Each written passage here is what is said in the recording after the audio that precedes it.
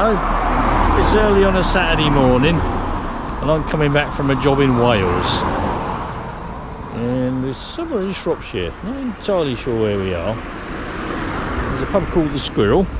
You could look it up, I suppose, based on that. I wanted to show you these trees. I've been doing marine eco jobs in North Wales for quite a long time, and I've been past these trees quite a lot. But it's still early, I'll be making good time, so I thought I'd show you these. This is an oak tree. It's probably a maiden, although it's had some tree surgery up in here. It's close to the road and it's had a hell of a hard time. And you can see it's been smacked quite a lot. But next to it is this. And it's a pollard. And it's obviously a pollard. And it's obviously an old tree. And there's another 2 or 3 up there by those new houses. We'll go and look at that in a minute. But this is how you tell a pollard. So a quick go in the road when the traffic's coming. And you can see the trunk. And you can see there's lots of scars up here where branches have been cut in the past. These fairly recent. But all in here, it's all sort of gnarly and puggled. Down here's possibly a branch scar, another one in here, and it's a very old tree. If you look at it from this side, and you can see where the branches come out in like a shock from the top of the trunk, which is what you call the bolling, and the top of the trunk is slightly swollen. So it's bigger in diameter up here where the branches come out than it is further down. You can see here further down, that's 3 feet across. So let's turn the camera off, back over the road, and just go back over the road. There's nothing coming at the moment because it's early on a Saturday morning. There it is.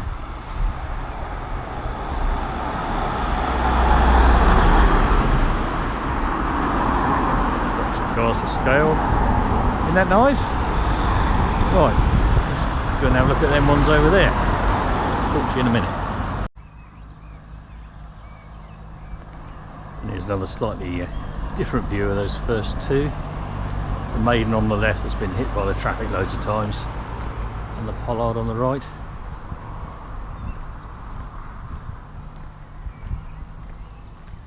And you can see him there.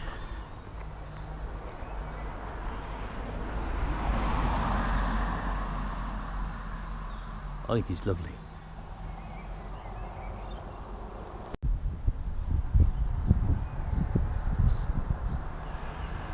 So these are the other 2. Do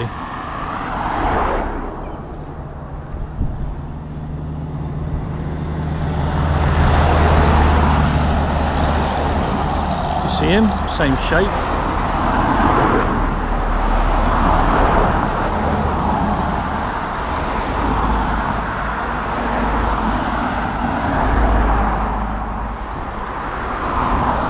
This one over here, the top of the bolling is very big indeed.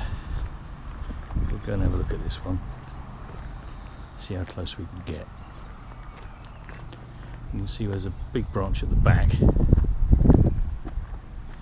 that's completely gone and missing, and the bolling top is in several bits. A lot of dead wood.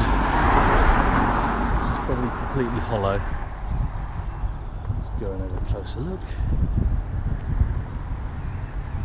Oop, here comes the car. And she's absolutely huge. Deadwood up there, branches gone. There goes Fat Bob on his big fat farty Harley. And yeah, she's a pollard, but she's a fairly low pollard.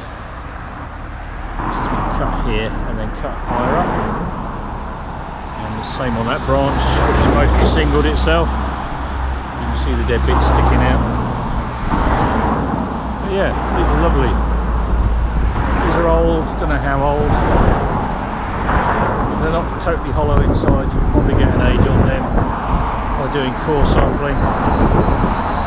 And this is the sort of thing that I believe needs protection. These probably haven't got any protection.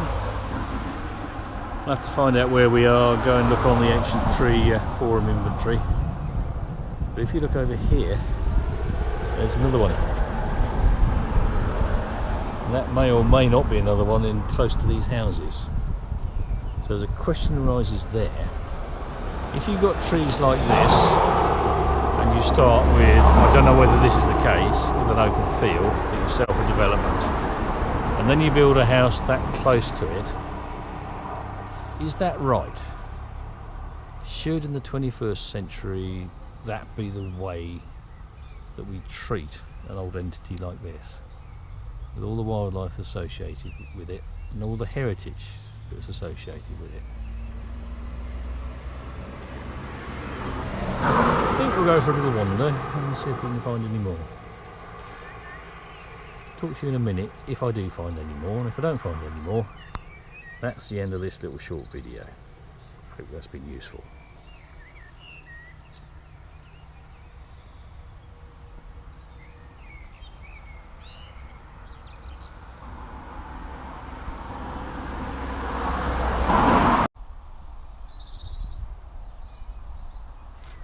Right, we were just down there at the squirrel, and this is that tree that we saw behind, and yeah, that's another pollard, but it's far enough away from the houses that it's not an issue.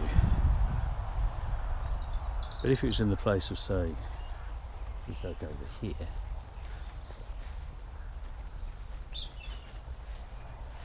see him? And the house was built that close, as far as I'm concerned that would be an issue, because there's a lot of mass here. We back up without falling over. And there you can see the size of the tree. It's all lopsided this side, and the whole of that side of the tree is long gone. You've just got the last remnant. And this is a Quercus robur English oak,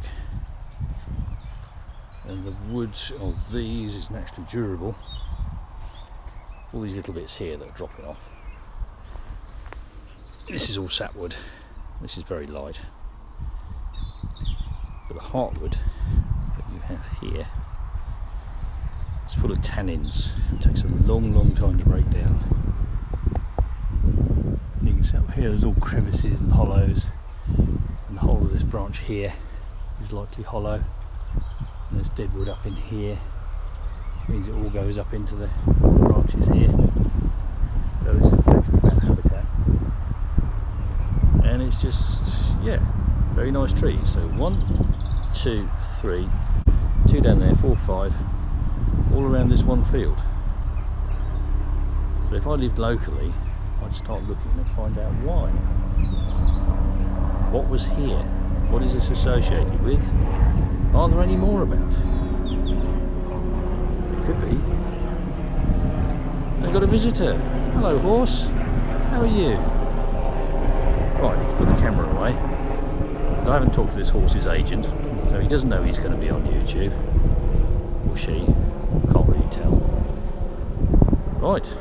Thank you for watching if you watched this far, and I'm going to go and get on with my journey.